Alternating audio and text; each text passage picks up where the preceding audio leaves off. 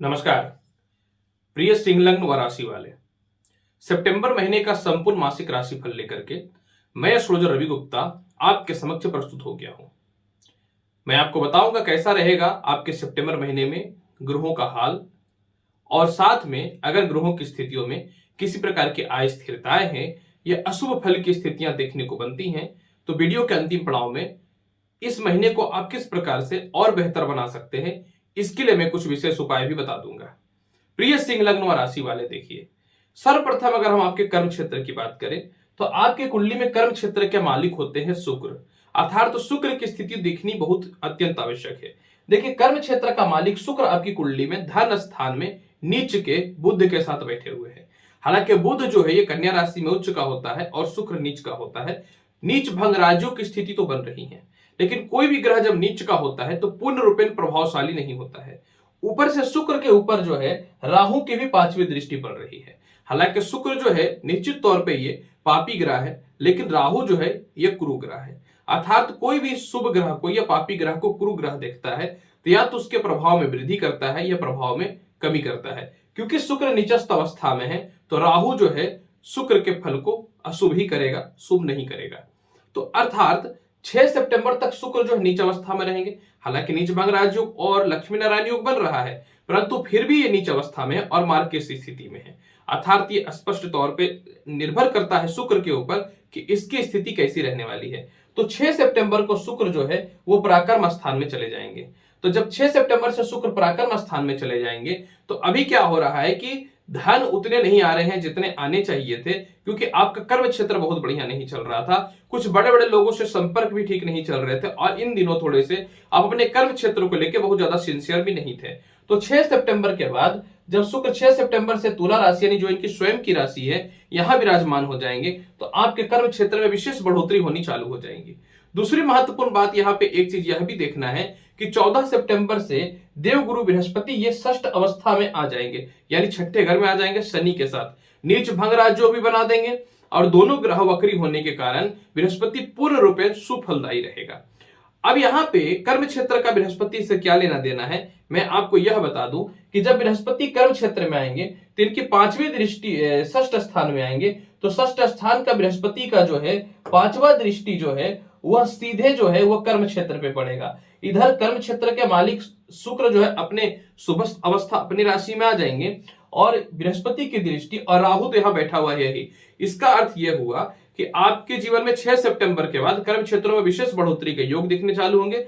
6 सितंबर के बाद अच्छे अच्छे अपॉर्चुनिटी तो नहीं आएंगे, लेकिन आप एक सेटलमेंट और एक नौकरी या व्यवसाय में सफल होने लगेंगे। और 14 सितंबर के बाद जब बृहस्पति देखना चालू कर देगा कर्म क्षेत्र को तो उसी क्षेत्र में आपको उच्च प्रकार के लोगों के साथ संपर्क होंगे, वास्तविकता आपकी लोगों के समक्ष पहचान होगी। और राहु तो ऑलरेडी कर्म क्षेत्र में बैठा हुआ है, यानी अच्छे से लेकर के बुरे सभी प्रकार के लोगों से आपको चारों तरफ से धन की प्राप्ति, कर्म क्षेत्रों में सफलता की प्राप्ति के रास्ते खुलने प्रारंभ हो जाएंगे। दूसरी महत्वपूर्ण बात यहाँ पे यह भी है कि प्रमोशन पदोन्नति के रास्ते भी खुलेंगे क्या। देखिए, प्रमोशन और पदोन्नति के मालिक तो मंगल है आपकी कुंडली में, और दूसरी महत्वपूर्ण बात यह है कि पंचमेश की स्थिति भी प्रमोशन पदोन्नति के लिए देखनी बहुत जरूरी होती है। तो अब यहाँ पे एक चीज यह देखना है कि मंगल जो है वर्तमान में आपके लग्न में बैठे हुए हैं, जो निश्चित तौर पे शुभ और लाभकारी फल को दे रहे हैं, परंतु 6 सितंबर से ये धन स्थान में चले जाएंगे। यानी भाग्य का मालिक जब 6 सितंबर से धन स्थान में चला जाएगा तो 6 सितंबर के बाद आपको प्रमोशन पदोन्नति के साथ आपको नौकरी में परिवर्तन करना है, तो इसके भी बहुत अच्छे अपॉर्चुनिटी दिखने चालू हो जाएंगे। और किसी प्रकार से व्यापार या नौकरी में अस्थिरताएं, परेशानियां या पार्टनरशिपिंग से जो मतभेद की स्थितियां चल रही थी वह 6 सितंबर से पूर्ण रूपेण आपके ठीक होने प्रारंभ हो जाएंगे। अगर हम बात करें कि कैसा रहेगा धन का या आय का हाल, क्योंकि देखिए आज के भौतिक सुख सुविधाओं में बिना पैसे का तो कुछ चलना नहीं है, ये बात तो सभी लोग जानते हैं। तो अगर धन और आय की बात करें तो आपकी कुंडली में सितंबर महीने में आय का मालिक तो ऐसे भी आपकी कुंडली में देखिए बुध होते हैं और धन के मालिक भी आपकी कुंडली में बुध होता है। एक ऐसा ग्रह जिसका आय का मालिक और धन का मालिक एक होता है, और बुध की स्थितियां बहुत ही पावरफुल निर्भर करती है कि क्या स्थिति आपके जीवन में रहने वाला है धन का। तो अब यहाँ पे एक सबसे महत्वपूर्ण बात क्या है कि आय का मालिक धन स्थान में है, उच्च अवस्था में है 22 सितंबर तक। तो 22 सितंबर के पास आप कर्म करें या ना करें, कहां कहां से पैसा आएगा कुछ पता नहीं है। सारे काम आपके सॉल्व हो जाएंगे। 22 सितंबर तक जो है धन की किसी भी हाल में कहीं से कोई कमी नहीं रहने वाली है। एक बहुत ही शुभ और लाभकारी स्थितियां उत्पन्न हो रही हैं। दूसरी महत्वपूर्ण बात यहां पे आपके जीवन में यह है कि 22 सितंबर के बाद जो है आय और धन का मालिक तृतीय घर में चला जाएगा, जहां पे ऑलरेडी शुक्र जो है विराजमान रहेंगे। तो शुक्र कब तक विराजमान रहेंगे? तो पूरे महीने विराजमान रहेंगे सितंबर में। तो यहाँ पे बुध और शुक्र से जो है लक्ष्मी नारायण योग बन जाएगा और शुक्र स्वयं अपनी राशि में रहेंगे। तो कर्म क्षेत्र का मालिक का प्राकर्मेश में मजबूत होना और आय का मालिक के दोनों के द्वारा एक युति जो बनेगी ये लक्ष्मी नारायण योग का, ये बहुत प्रभावशाली और लाभकारी रहेगा। यानी पूरे महीने आपको बुरे से बुरे स्थितियों में भी धन की कमी नहीं होनी है। बस थोड़ी सी वाणी पर नियंत्रण करके रखिएगा, थोड़े दिक्कत हो सकते हैं, यानी भावुकता पर नियंत्रण करके रखिएगा, क्योंकि आप आवेश में आते हैं तो सब बोलना चालू कर देते हैं ना, इसीलिए समझा रहा हूं आपको। अगर हम बात करना चाहें विदेश यात्रा का कैसा हाल रहने वाला है, क्योंकि विदेश यात्रा के बिना संसार तो चलेगा नहीं। विदेश यात्रा का मालिक आपकी कुंडली में बुध भी है, मंगल भी है और चंद्रमा भी है। चंद्रमा का तो साप्ताहिक राशिफल में मैं स्थितियां बताता ही हूं। अब यहाँ पे देखिए बुध जो है वो धन स्थान में है और धन स्थान के बाद ये जो है आपकी कुंडली में 22 सितंबर से प्राकर्मेश हो जाएंगे और लक्ष्मी नारायण योग बना लेंगे। दूसरी महत्वपूर्ण बात, मंगल जो है ये लग्न में बैठा हुआ है और ये जो है 6 सितंबर से कन्या राशि में चले जाएंगे। ठीक है, शत्रुगत राशि में चले जाएंगे, लेकिन इससे इतना ज्यादा कोई अशुभ प्रभावशाली नहीं रहेगा। आप बोलिएगा ऐसा मैं क्यों बोल रहा हूं? ऐसा मैं इसलिए बोल रहा हूं कि जब ये धन स्थान में जाएंगे तो आठवीं दृष्टि से स्वयं अपनी मेष राशि को देखेंगे, क्योंकि यहां पे जब मंगल बैठेंगे तो 6 सितंबर के बाद आठवीं दृष्टि से ये डायरेक्ट जो है अपनी स्वयं की राशि को देखेगा। ये देखिए यहां से आठवीं दृष्टि डालेंगे, तो इसका अर्थ यही होता है कि 6 सितंबर के बाद विदेश जाने से संसार का कोई ताकतें नहीं रोक सकता है। आपको जाना है, जाइए। वीजा नहीं मिल रहा था, अप्रूवल नहीं मिल रहा था, एम्बेसी क्लियर नहीं हो पा रहा था, ग्रीन कार्ड नहीं मिल रहा था, जो भी समस्याएं हैं ना 6 सितंबर के बाद सॉल्व हो जाएंगी। यानी विदेश जाने से तो ब्रह्मांड का कोई ताकत नहीं रोक सकता है। अगर हम चर्चा करें कैसा रहेगा आपके जीवन, विवाह और पारिवारिक स्थिति और लव का हाल, देखिए विवाह का मालिक आपकी कुंडली में रेट्रोगेट बृहस्पति 14 सितंबर तक है। निश्चित तौर पे 14 सितंबर तक बृहस्पति 7वें घर में तो बैठे हुए, इस पे कोई शक नहीं है। 14 सितंबर के बाद और द्वितीय स्थान, क्योंकि यहां से भी ये देखना है कि आपके पास रिश्ते आएंगे कि नहीं। जब रिश्ते नहीं आएंगे तो शादी कहां से होगा? तो पहले तो आना भी जरूरी है ना। पहले रिश्ते आते हैं, फिर प्यार होता है, फिर ना शादी होता है। अब यहाँ पे देखिए अभी थोड़ा माहौल पहले की अपेक्षा चेंज हो चुका है ना। अब पहले क्या होता था कि लोग विवाह करते थे लेकिन उनको पता नहीं होता था। आजकल लोग क्या विवाह भी करने से पहले अच्छे से जांचते हैं, परखते हैं, प्यार करते हैं। तो थोड़ा सा ट्रेडिशनल चेंज हुआ, तो ट्रेडिशनल के अनुसार एस्ट्रोलॉजी बेस को भी तो चेंज करना पड़ता है ना। तो अब यहाँ पे देखिए क्या है कि आपकी कुंडली में बुध और शुक्र जो है ये बैठे हुए हैं धन स्थान में। 6 सितंबर तक शुक्र है और 22 सितंबर तक बुध है। तो 22 सितंबर तक आपके जीवन में विवाह के प्रबल योग बनते हैं। विवाह के लिए बहुत अच्छे अच्छे रिश्ते आएंगे, लव रिलेशन का भी सुधार हो जाएगा, पुराने वैवाहिक जीवन जैसे टूट चुके थे वह भी रिटर्न आने के योग बनेंगे। और ऑलरेडी जो वैवाहिक जीवन में जुड़े हुए हैं, अगर आपकी बात करें तो 7वें घर का बृहस्पति 14 सितंबर तक है। 14 सितंबर के बाद जो है बृहस्पति वो षष्ठ घर में विराजमान हो जाएंगे। और यहाँ पे एक तथ्य को समझने वाली बात है, जो सबसे महत्वपूर्ण बात है, सूर्य बहुत महत्वपूर्ण भूमिका निभाएगा आपके वैवाहिक जीवन और विवाह के रिश्तों में। देखिए यहाँ पे समस्या दो हो रही हैं। सूर्य की दृष्टि भी बहुत अच्छी नहीं है और मंगल की दृष्टि तो ऐसे भी क्रूरता वाली दृष्टि है। तो समस्या क्या हो रहा है ना कि सूर्य और मंगल ये दोनों जो है ना 7वीं दृष्टि से विवाह स्थान को देख रहे हैं। तो आपका पहले से वैवाहिक जीवन को डिस्टर्ब करके रखे हुए है, जो कलह उत्पन्न कर रहा है, जीवन साथी का स्वास्थ्य को डिस्टर्ब कर रहा है, जीवन साथी से दूरी बना करके रखे हुए है। और इधर क्या हो रहा है कि नीच का शुक्र जो है दोनों के बीच में आर्ग्यूमेंट्स करवा रहे हैं। और पंचमेश बृहस्पति ऑलरेडी 14 सितंबर तक अच्छे पोजीशन पे बहुत ज्यादा नहीं है। तो परिवार वाले लोग नहीं कुछ खुश हो रहे हैं वैवाहिक जीवन को लेकर के। इसको बोलते हैं जिंदगी उलझ जाना। लेकिन धीरे धीरे इसकी समाप्ति होनी चालू हो जाएगी। होगा क्या कि 6 सितंबर से मंगल जो है वो धन स्थान में चले जाएंगे, तो विवाह के योग बहुत अच्छे अच्छे आने चालू हो जाएंगे। 17 सितंबर के बाद जो है सूर्य भी आपके धन स्थान में चला जाएगा। तो जिसका सीधा सीधी शाब्दिक अर्थ यही होता है कि आपके जीवन में जो है ना 6 सितंबर के बाद विवाह के योग अच्छे आने चालू होंगे और 17 सितंबर का विवाह सेट भी हो जाएगा, विवाह हो भी सकता है। और इसके अलावा लव रिलेशन और लव से भी विवाह के योग बन जाएंगे। अर्थात ये दिखता है कि 17 सितंबर तक सारे वैवाहिक जीवन के रिश्ते वगैरह आएंगे, लेकिन फाइनली राइज होने में आपको 17 सितंबर चला जाएगा, ये स्पष्ट तौर पे दिखता है। अगर हम बात करना चाहें कि पारिवारिक तालमेल कैसे रहेंगे, देखिए पारिवारिक तालमेल की चर्चा करूं तो पारिवारिक तालमेल आपकी कुंडली में जो है 6 सितंबर तक बहुत अच्छा नहीं है। 6 सितंबर के बाद पारिवारिक तालमेल और मित्रों का तालमेल बहुत ही अच्छा हो जाएगा। छोटे भाई बहनों से और बड़े भाई बहनों से जो है आपके जीवन में 6 तारीख से रिलेशनशिप बहुत अच्छे हो जाएंगे।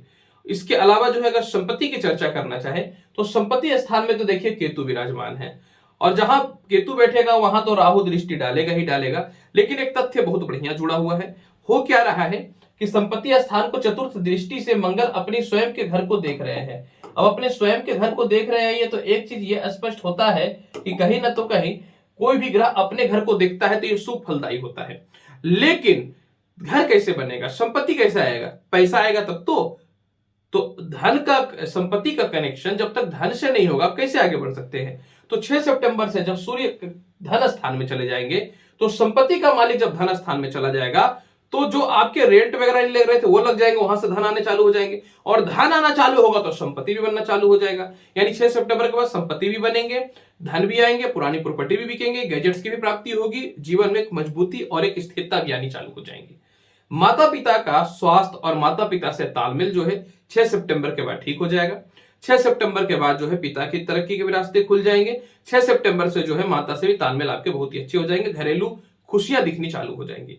अगर हम लोग संतान की चर्चा करें और शिक्षा की चर्चा करें, संतान अधिपति बृहस्पति जो है ये 14 सितंबर तक जो है आपकी कुंडली में कहीं ना तो कहीं 7वें घर में है। लेकिन क्या होगा कि 14 सितंबर से बृहस्पति जब षष्ठ स्थान में आ जाएंगे, दोनों ग्रह शनि और बृहस्पति वक्री होकर के नीच भंग राजयोग बना देंगे। वक्री ग्रह एक घर पहले के वर्ग को भी करता है तो बृहस्पति अपने पंचम हाउस को भी थोड़ा सा बल देगा। तो यानी 14 सितंबर के बाद जो है उच्च शिक्षा के योग, संतान की तरक्की के योग, स्वास्थ्य संबंधित समस्याएं जो भी चल रही थी यह भी ठीक हो जाएंगी और संतान सुखों में वृद्धि के रास्ते पूर्ण रूपेण खुलने चालू हो जाएंगे। अगर हम लोग बात करें केस मुकदमा और कर्ज का, क्योंकि ये बहुत महत्वपूर्ण बात होता है, तो केस मुकदमा और कर्ज की चर्चा करना चाहेंगे सितंबर महीने में सिंह लग्न व राशि वाले। तो आपकी कुंडली में शनि जो है वक्र अवस्था में षष्ठ घर में बैठे हुए हैं। छठे घर में शनि शुभ फलदायी होते हैं, पर शनि अभी लंगड़े अवस्था में क्योंकि टेढ़े हैं, वक्री होने से ये फल देता है शनि। तो 14 सितंबर के बाद शनि के साथ बृहस्पति की युति होगी, दोनों ग्रह वक्री होने के कारण कर्ज और केस मुकदमा से 14 सितंबर के बाद आपको निजात मिलने लगेगा। जो लोग पैसे मांग रहे थे, प्रेशर बना रहे, स्वतः ही आप उनके पैसे उनको रिटर्न कर दीजिएगा, और जो अपने आप को प्रेशर डाल रहे थे उनके मुंह पे पैसे मार देने वाले रहिएगा। इसके अलावा अगर हम बात करें कि सितंबर महीने में स्वास्थ्य संबंधित क्या स्थिति रहेगी, तो सिंह लग्न व राशि वाले स्वास्थ्य कारक बृहस्पति रेट्रोगेट है, यानी इन दिनों मोटापा बढ़ रहा है, थायराइड की स्थितियां बढ़ रही हैं। और दूसरी महत्वपूर्ण बात क्या है कि आपकी कुंडली में जो है शुक्र नीचस्थ अवस्था में है, जो गले संबंधित, हृदय संबंधित इन दिनों थोड़ा सा रोग दे रहा है। तो कहीं ना तो कहीं जो सिचुएशन और परिस्थितियां हैं पत्रिका में, आपको यह समझना पड़ेगा कि 14 सितंबर के बाद बृहस्पति का नीच भंग राजयोग और 6 सितंबर के बाद शुक्र की स्थिति का पराक्रमेश होना, यानी आपकी कुंडली में जो है 6 सितंबर के बाद हृदय संबंधित, दांत संबंधित, मसूड़े संबंधित समस्याएं दूर हो जाएंगी, और 14 सितंबर के बाद थायराइड, शुगर और पाचन शक्ति की जो समस्याएं चल रही हैं वह भी ठीक हो जाएंगी। अब प्रश्न उठता है कि पूरे महीने की परिस्थिति को बेहतर और कैसे बनाया जाए। तो देखिए सिंह लग्न और राशि वाले पूरे महीने की परिस्थिति को बहुत बेहतर बनाना चाहते हैं तो आपको 14 सितंबर तक कंटिन्यू हल्दी, केसर और चंदन, ये तीनों का तिलक मिला करके लगाइए ताकि बृहस्पति को थोड़ा बल मिलता रहे। इसके अलावा जो है आपकी कुंडली में नीचस्थ शुक्र है तो 6 सितंबर तक आप लक्ष्मी चालीसा का पाठ कर लीजिए या मिश्री लक्ष्मी जी को चढ़ा दीजिए। 6 सितंबर तक वाणी पर नियंत्रण रखिए और सीनियर अधिकारियों से तालमेल अच्छे बना करके रखिएगा। और पूरे महीने की परिस्थिति को बहुत बेहतर बनाने के लिए पूरे महीने हर गुरुवार के दिन आप विष्णु जी को गुड़ का भोग लगा दीजिए, पर डे लगाइएगा तो और अच्छे और शुभ लाभकारी फल मिलेंगे। तो प्रिय सिंह लग्न और राशि वाले, सितंबर महीने का संपूर्ण मासिक राशिफल मैंने आपके समक्ष प्रेजेंट किया है। उम्मीद करता हूं कि बताई गई जानकारी से आप पूर्ण रूपेण संतुष्ट होंगे। तो आप मेरे चैनल पर नए हैं तो मेरे चैनल को लाइक करिए, शेयर करिए, सब्सक्राइब करिए। मिलेंगे अगली वीडियो में और महत्वपूर्ण और ज्ञानवर्धक जानकारी के साथ। तब तक के लिए नमस्कार।